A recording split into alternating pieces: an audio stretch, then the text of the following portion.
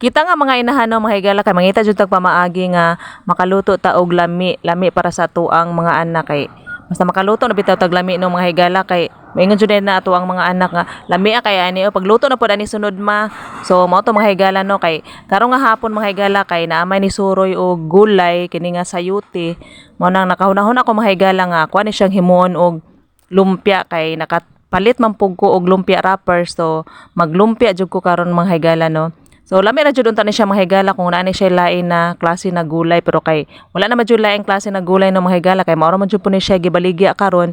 So kini ra jud siya na klase nga gulay nga ako ang himuon og lumpia. So ato lang na siyang sagulan og mga lamas no mga higala para mulami ang ato ang lumpia. So mag-start na ta mga higala og hiwa-hiwa no ato sa na siyang limpyuhan o ato na siyang limpyuhan para makahimo na ta dayon sa ato ang lumpia. So mag-start na ta mga higala.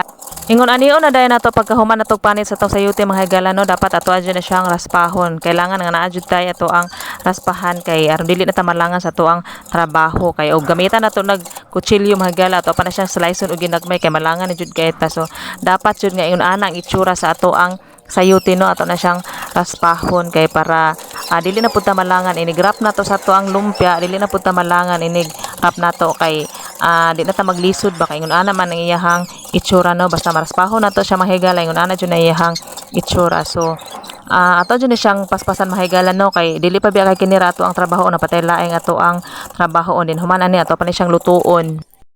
Sa akong giingon na ninyo no mga higala dapat jud nga natay mga lamas sa ato ang giluto para padugang sa kalami og lasa sa ato ang recipe no. So ang ato ang lamas diha mga higala kay natay atsal, ahos, sibuyas dahon og sibulyon. So magbutang unta ko na mga higala og kanang paminta nya kay dili man ganahan ang ako ang sister kong naay paminta no. So wala na nako siya gibutangan og paminta. So nga ako ang gitimpla na mga higala kay gamay lang nga asin tapos natay magic sarap. So lami na kanay siya mga higala kung naay magic sarap.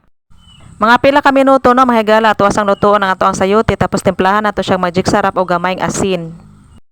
Magsugod na ta mga higala no og wrap sa ato ang recipe karon gamit ang ato ang lumpia wrapper. So kini nga recipe mga higala kay simple ra jud kay ni siya nga pagka luto. So dili parehaan ng ubang nga mga recipe mga higala no nga makita nato sa uban na lagmi kay ilang mga gipang luto no daghan kay mga gipang sagol. So kini nga recipe mga higala kay simple ra jud kay na siya kay kalimitan gud diri sa bukid no mga higala kay mga simple ra kay nga mga gipang luto diri no samaan nang maglawoy ta og utan or unsa pa na siya dang klase nga mga utanon nga ato ang mga ginaluto diri no sa bukid. So kini nga recipe mga higala kay simple ra jud kay ni siya no wala na siya mga daghan pa kay mga gipang sagol diha.